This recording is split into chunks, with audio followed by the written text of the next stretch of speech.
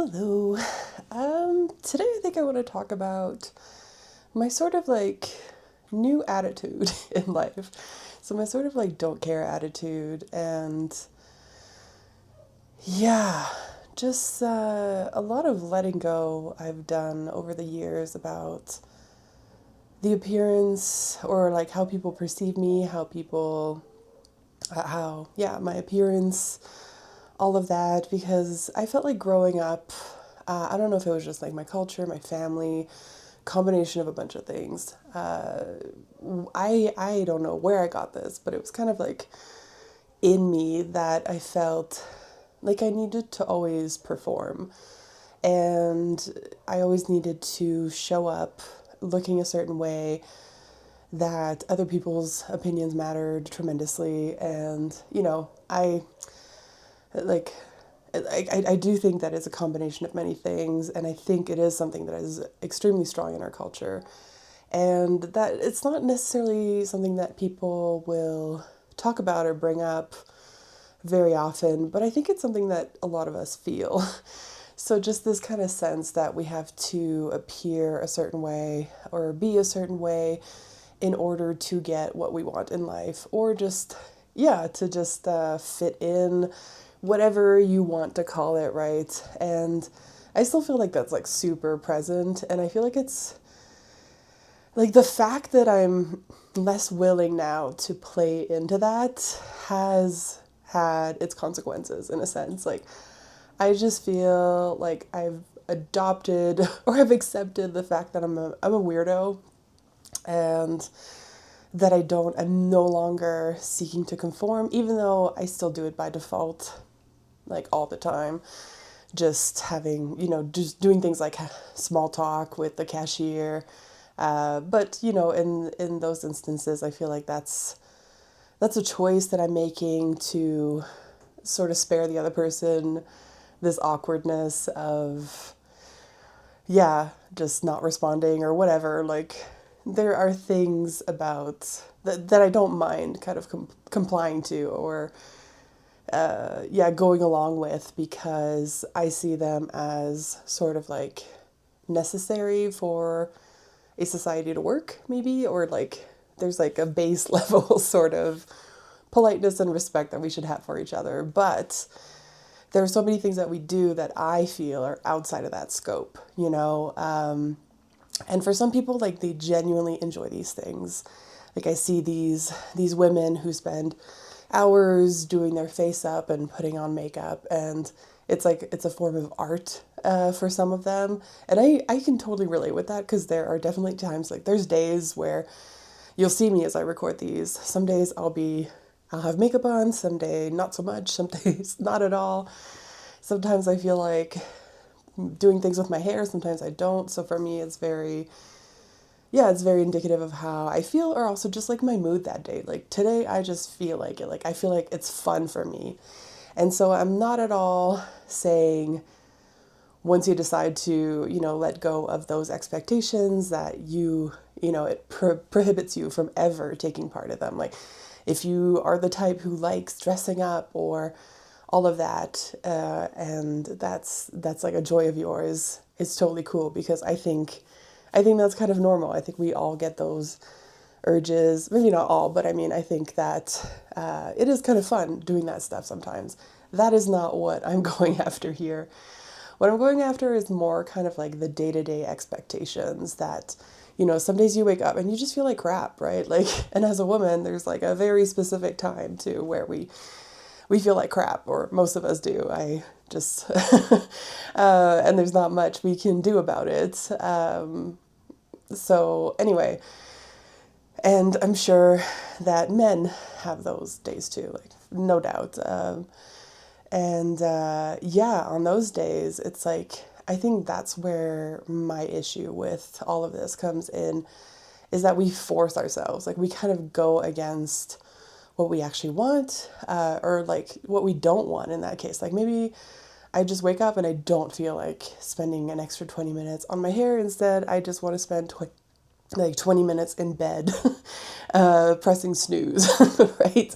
Or that day I just kind of feel like I just had a really intense dreams, a set of dreams maybe, or just a single one that I remember, and I'm gonna spend that 20 minutes typing it up on my phone note app so that I remember it or something, right? Like we just have different, and I don't think like you should have to wake up every day and look the same way and behave in all these socially normative ways to like fit in all the time everywhere. Like I came like it came to a point for me where that became very exhausting, and I feel like it kind of happened when I started making the switch. Like it happened a little bit before, but when I started making the switch to working from home, and I saw what it was like to be comfortable all day, like all day, not wearing a bra, wearing pajama pants, like I'm wearing pajama pants right now, and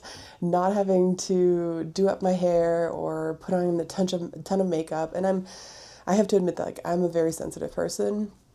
And so all of those things just add to my like discomfort. And so there's like my baseline, like comfort, and then you kind of start stacking those things on top. And the discomfort becomes so much that I almost like dissociate sometimes from being able to listen to myself, like my inner self, because it's like the overwhelm of all of these discomforts is so much that, yeah, like I can't be connected to myself anymore because there's too much that I'm dealing with on the outside. So removing all of those things is, the better option for me because I'm able to process things as they come. I'm able to process my emotions, recognize my emotions, stay in awareness, be aware of my actions, my words, what's going on, so I can learn about myself and and also monitor my progress. So there are things in life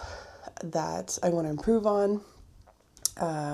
Mostly just like everybody has these things, right? It might be you like new habits that you want to pick up, or beliefs. In my case, oftentimes it's beliefs that I want to change within myself. So I'll probably talk about those in another video or some of them. But yeah, and without that sort of presence, as soon as I put myself in all these uncomfortable situations, or just like I said, stack kind of like this uncomfortableness one on top of the other, I lose that connection to that part of me that is able to be aware and keeping track of all these things. And so it's kind of like anytime that I let myself reach those levels of discomfort, I am no longer making progress on what's important to me. And I think like there came a point where I started realizing that, and I started letting go of a lot of things.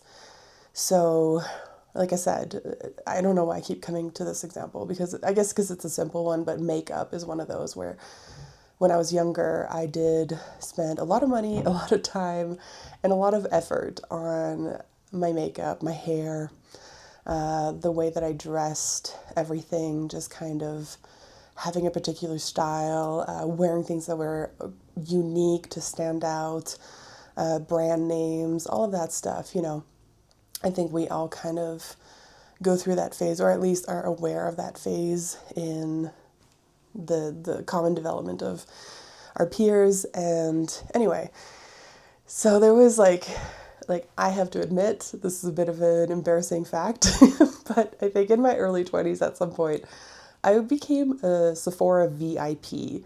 Rouge, I think is what they call it. I don't know if that's still what it's called, but for anyone who's not into makeup or into Sephora, which, is not something to aspire to, unless, like I said, you really, really enjoy this stuff. But in my case, it was part enjoyment and part wanting to appear a certain way. So it wasn't completely genuine, or it didn't come from like a place within that was fed by my own desire, I guess. Like the desires that I want to feed, not like the two wolves, right? The wolf that you want to feed and the one that you shouldn't, or maybe you don't want to feed because it's not who you want to be. Anyway, getting off track here. But yes, I became, at some point, I was awarded the honor of becoming a VIP Rouge, which meant I had spent over $1,000 in makeup in 1 year. And you have to realize, like, early 20s, I wasn't making a ton of money. So it was just like I had this compulsive thing with makeup where, yeah, I just wanted to try all the things and always just like new looks. And yeah, anyway, so I guess that's why maybe I'm coming back to this example, because it was a pretty predominant one in my life. But like, I came to a point where I started realizing, like, oh, like, first of all, this is not great for my skin. I don't like the way that my skin feels or reacts to all these things. Again, very sensitive person, very sensitive skin. So even with higher end products, it was just like not good for me. I started realizing, like, I didn't like things on my eyes. I wore contacts for a really long time. I can't tolerate them right now. But yeah, I just didn't like the heaviness of like mascara and eye makeup and everything. So I'm not going to go too much into this, but just to say that, like, that was something that I was doing, that I was doing like, I was not choosing in the morning. It was just like something that I just did. And now I don't do that anymore. And there's a freedom in that. And that freedom is so nice because, like, again, I'm going to say this, but there's nothing wrong with wanting to dress up or to look a certain way. However, if you do it every morning because it's expected, or you can't just be comfortable in your own skin enough to show up, without any makeup or very light makeup, I feel like that becomes a bit of a prison, right? And I don't know the quote, I forget the quote, but there's this quote about how we like build our own prisons. And that's like a small prison to be in a sense. Like, well, it depends. Like, some people will spend a long time and a lot of effort getting themselves to look a certain way.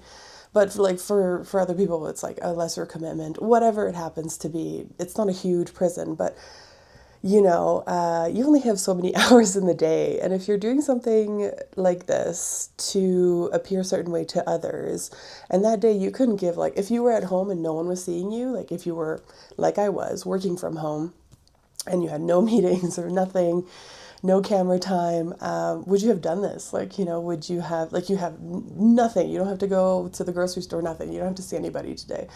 Would you have done that? And that's kind of like the question, the one that goes one way or another. And I think for me, I started realizing, like, nope, I wouldn't do it today. I wouldn't do it today. And then I started, like, not doing it. And eventually, like, it led to other things, like, oh, wait, I don't have to wear, like, people pants. I call them people pants. It's the pants that I wear when I go outside. Yeah, but I started wearing a lot more comfy clothes and sweaters, and like sweaters, like you'll see me in these all the time because they're like my favorite things. And I have like this particular sweater that I love that is from one particular company, and they just keep releasing the sweater in different colors. And I swear I probably have like at least 20 of them in different colors. So yeah, I started buying and wearing things that made me feel comfortable. So that was kind of like, phase one of this change of not having or not forcing myself to be or to dress up or to appear in any sort of way that was, controlled by others. I wasn't doing it for other people anymore. If I was dressing up, it was for myself. And that was a bit of a slow change, but I feel like I've reached this point now where, I talk about people pants. So those are my pants for going outside. But honestly, like, my people pants have gotten so lazy too. Like, it's mostly yoga pants, some sweatpants, with no stains. And like in the summer, it's like these shorts that I feel comfortable in. So even my people pants have become comfortable, but they like still don't meet the standards of like ultimate comfort, which is like lounge pajama pants. And I have like separate pajama pants for night and day. So in my closet, there's like separate piles. And for some reason, the day ones are long pants and the night ones are short pants or like shorts. So anyway, you didn't need to know all of that. But I feel like that was phase one, like I said. And I feel like phase two of learning not to care so much about these things anymore is more subtle. but so much more impactful.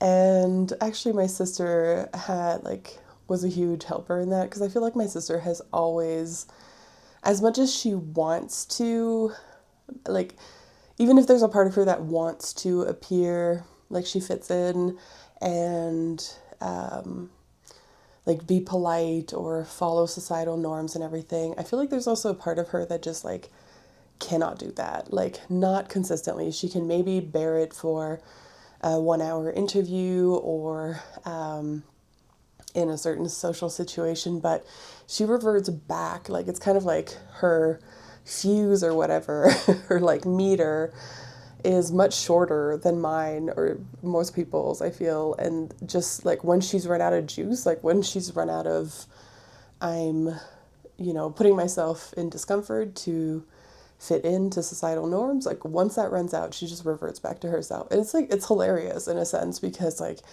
we've been at like dinner parties with our parents in the past, and at some point like she's sitting at the table, she's making polite conversation, and at some point she just gets up and she goes to sit on the couch and she scrolls on her phone, and everyone's kind of like, what the heck, like so impolite, like oh my gosh, and like my parents have been embarrassed by this because their friends bring it up after, like, why did your daughter just like, was she not feeling well? And she's like, no, she's just like that. And I kind of love that about her because I've never been able to do that. I was like the one who sat there and made polite conversation and laughed at dad jokes that I didn't think were funny and like just, and part of that for me is that I do have like an interest in people. So even like people that are very strange or that I would never want to be friends with or anything like that can be interesting to me. So like it wasn't all bad, but I just mean more that I always like, there was a part of me that I also wanted to get up and go sit on that couch and scroll on my phone rather than be part of these like awkward interactions that I had that just like I knew that I would be like, no, garbage now, unless like something interesting happened. But a lot of the time I was like looking for, like excavating, trying to find something interesting. For me anyway, I'm a very particular person. But anyway, that's kind of what I'm getting to is that I feel like I saw that in her, which I admired. And then I also saw like that desire in me to be that person or to do that more often for myself, right? Because it's like, again, I go back to what I started with, but I'm like, I do realize that there's like a level of social norms that maybe we should accept to our own like comfort levels or whatever. But like it is nicer when you go out and you have positive interactions with strangers that you will like possibly never see again or that you might run into often because it's your local grocery shop or store or your favorite coffee shop or whatever. So you might see these people often. But on both ends, because I have worked a lot in retail, and I know I'm getting off topic again, but I've worked a lot in retail and I've worked in client-facing retail positions, and I have been like the person on the other side receiving these cold interactions or just like this annoyance or this rudeness. So I do, I feel like it's just kind of like part of my core way of interacting with people that I'm like kindness first as much as I can, as much as I realize sometimes I might not realize if I'm being unkind, obviously, but it is something that I try to put forth. But there also comes a point where, like I said, I reach my limit and I keep pushing through and I go in the red. Whereas my sister didn't do that. Like the moment she was in the red, she's like, nope, bye, like I'm leaving. Um, which again is like so awesome. And I just freaking love it. And I'm like, those people who get offended by that just need maybe to look within too and realize how much they force themselves to do things sometimes and just recognize like, that's cool. Like she just had enough and she's gone. Anyway, so where was I getting to? Oh, yes. So, kind of phase two, like I said, has been a lot more underground. It has been a lot more subtle, but it's been more about how, like, the things I let myself do in public or in social situations. And this is still very much like the phase that I'm currently in. I often talk about to like my friends and family, I talk about how I feel like I pulled away from the world for a long time. Like I've been pretty much a homebody. I don't really go out. I have like a few friends online and one friend that I've recently reconnected to. But other than that, like that is my whole social and my family. But like that's my whole social circle because I don't go out. Like I just don't enjoy it. So I just stopped and I was also tired of all that stuff, all that kind of like masking that I had to do in order to be in these situations because I didn't know myself and I didn't know how to be that person outside. And I feel like that's something that I'm figuring out how to do now, but in small doses. So, yeah, I'm still not very comfortable with it. I should make that point. But it's kind of like the more I go out and the more that I do, just kind of let it all hang loose. Like, it doesn't matter if I'm going out and, because, okay, I used to be a lot more judgmental because that's kind of how I was raised. And something I realized about judgment is that when you judge people for doing certain things, like, for example, you see somebody you're in the parking lot and you see like somebody walking into McDonald's wearing pajama pants, and you just happen to be one of those people who's kind of like, oh, pajama pants are for home, and that's not people pants. um, you see that and you just like make this judgment. That means you're not allowing yourself to do that because, especially if you speak it aloud, but even in your head, it's kind of like you're putting all these, again, going back to like the jail setting, putting yourself in jail, you're denying yourself certain things that if one day you did feel like going out in your pajama pants because you're sick or you had a bad night's sleep or you have cramps or you drank too much last night and you just feel like, oh, I just need to like go pick up something greasy to like make myself feel better. I need some comfort food right now. I don't feel like getting dressed. And like you try to go through the drive-through, but it doesn't work. Anyway, and then like what would you do? Just drive home without getting your thing or whatever. So I feel like, yeah, when you make those kinds of judgments, you just deny yourself these things too. So it's actually a lot more detrimental to you because that person's never going to know. She's not going to care. Like, obviously, she's comfortable going in there in her pajama pants, and you're not going to go over there. I mean, unless you're like a crazy person. Like, you're not going to go over there and start being like, why are you in pajama pants? I am offended by your attire, missy, or whatever. Like most people wouldn't do that. So you're only harming yourself in that sense. So I feel like because this is something I've been working on, and I might talk about it more in another video, but because I've been working on my judgment for like probably close to a decade now, and I've gotten much better at it, although like it's still I think it was Ram Dass that talked about how you never really get rid of your neuroses, like the things that like the natural things that your like mind just pops into your consciousness or whatever. It's just like comment, comment, comment. But that's not you. I think at some point you realize that voice is not me. That voice is my inherited beliefs, my parents, my grandparents, my history, my my ancestry, my culture of origin, my culture, like all those things that I didn't like choose anyway. That's kind of what's like feeding you this information a lot of the time.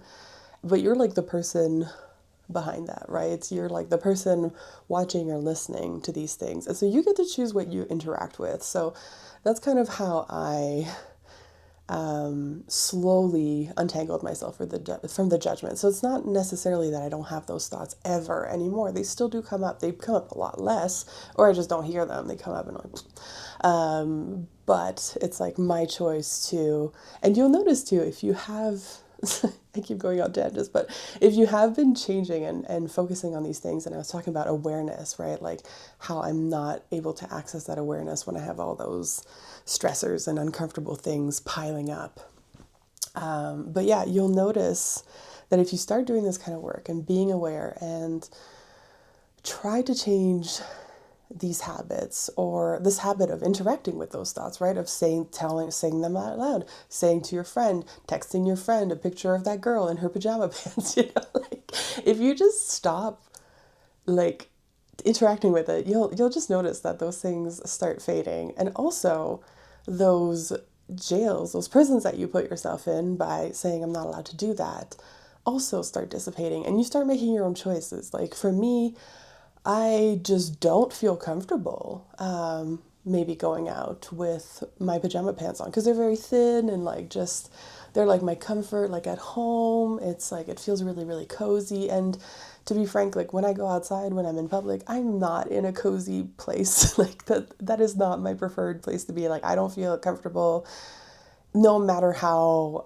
much like I'm like my actual self, and no matter like what clothes I wear, I'm just never going to be extremely comfy outdoors because I'm extremely introverted and easily like very stimulated by things like lights and sound and music and like so it's just and it's all out of my control, right? So I'm just not comfortable in that situation, and it's like that's why I have people pants, because like the pajama pants, like I don't want them tainted by that energy.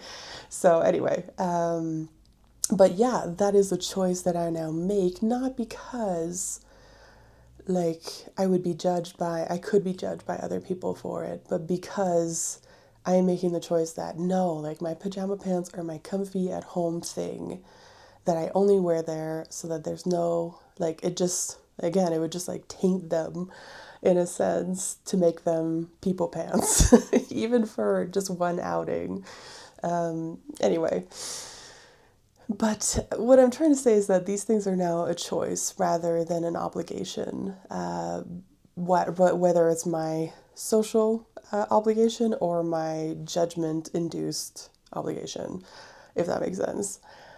So, and let me tell you, because that's kind of where I'm at now. Like I said, I'm kind of in this next phase of now trying to be more myself as a person outside, like just the conversations that I have. I try to sort of participate in a way that's more authentic, because I have been a huge masker in my life. And this could be, again, I've mentioned that I identify as somebody who's neurodivergent, and I'm actually kind of in the process of maybe figuring that out with mental professionals, or professionals in general who know more about this than I do. I just know myself and I know how I feel, and so that's how I feel. And I really relate with every piece of literature or every like comment and video I've seen on the topic. But anyway, so I'm trying to be more myself. But in general, is the point that I want to kind of end on here. It's been so freeing. Like, it's so nice to slowly dismantle this. And I'm not saying it's something that happens overnight. It didn't for me. Maybe for you it's a little bit easier or harder, right? We all have our comfort levels, but I'm telling you that if you put in real awareness is the better word maybe, but if you really do put in that awareness and you make a point sometimes, even if it's just like once a week, you're like, once a week I'm going to go out in sweatpants for like the first year or whatever, however you want to set it, or just like when I feel like it, like if there's just a day, I'm just going to let myself, and you let yourself sort of like take back what you'd been given away, and yeah, again, dismantle those jails, those mental prisons, these things that you're not allowed. Other people are allowed, you can judge them or you will or whatever, but you're not allowed because the judgment and what I talked about earlier. But so I feel like when you start letting all of that go and just showing up and just being like yourself everywhere you go. And I don't like, as an aside, I'm not sure that everybody can relate to this. Like, I think some people just are a little like more like my sister and just can't help but be themselves. And I think that's fantastic. And if that's you, like, awesome. You don't need to worry necessarily about this. But maybe at least understanding that this is something that other people do experience is interesting. Maybe if you've stuck around this long, obviously, maybe it is. But yeah, as somebody who, as I mentioned at the beginning, was very, very concerned about my appearance and what people thought of me, undoing that has been amazing. Like, I just feel so much better. I feel so much freer. I feel so much more myself everywhere that I go, more and more now. As, like I said, I'm entering this new phase of really trying to show up as myself everywhere I go, and with people too.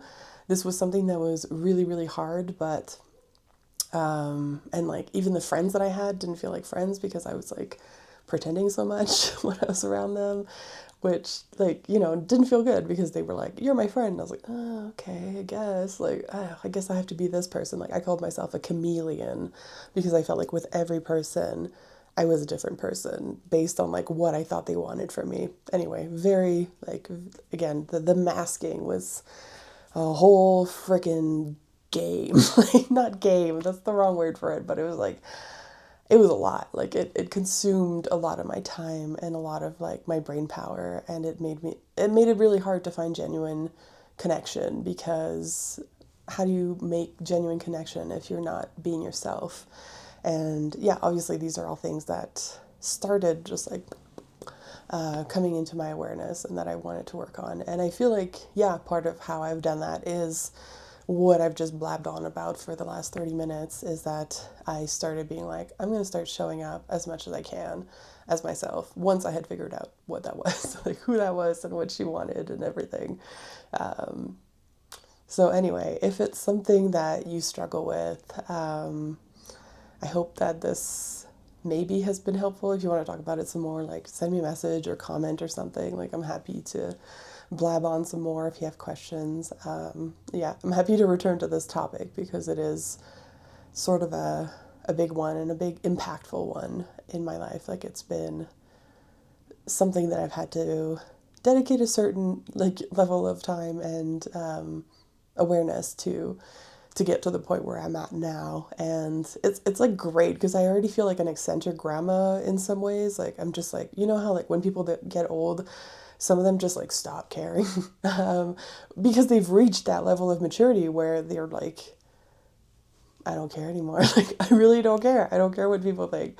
But like, I'm like, I saw that again and I was like, that's cool. And I was like, but I don't want to wait till 30 years from now. I want to feel that way now. Like, I want to be in this, like, I don't care. Like, I show up how I show up, whether that's like messy hair or just socially seemingly unacceptable. I'm going to do it anyway. Like, I don't care. People are going to judge me. I don't care. Like, I'm just going to do it anyway because it feels so much better for me.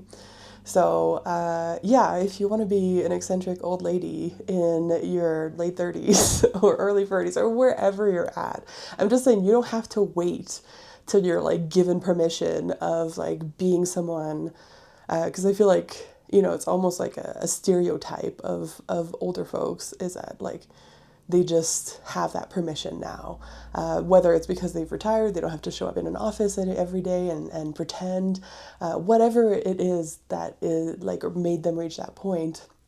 And I realize it's not everybody who reaches that point, but that kind of eccentricity, I can't say that word today.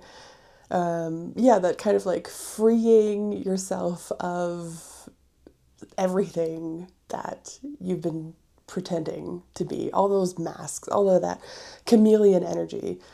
When you let that go, it's like it's so good, it's so freeing. And like, why wait, just do it now. Like, it's so nice. I can tell you, I'm not even maybe halfway through to their cool level, but like, I'm gonna get there, and hopefully in the coming years. So, and this me recording myself on video, that's part of that, because it's been years that I've been wanting to just like talk to people like this and share my ideas and share my journey and share my progress. And I haven't done it because I'm like, oh my gosh, I should lose weight. And oh, I don't know how to wear makeup anymore. And my hair looks like crazy. And I'm just like, you know what? Whatever, just do it. So yeah, if you're still here, thanks for listening. There will probably be more coming. Yes, there will be, because I'm sticking to my goal. So not maybe, but definitely. But I think I'm going to end this one for today, and I'll talk to you guys later. Bye.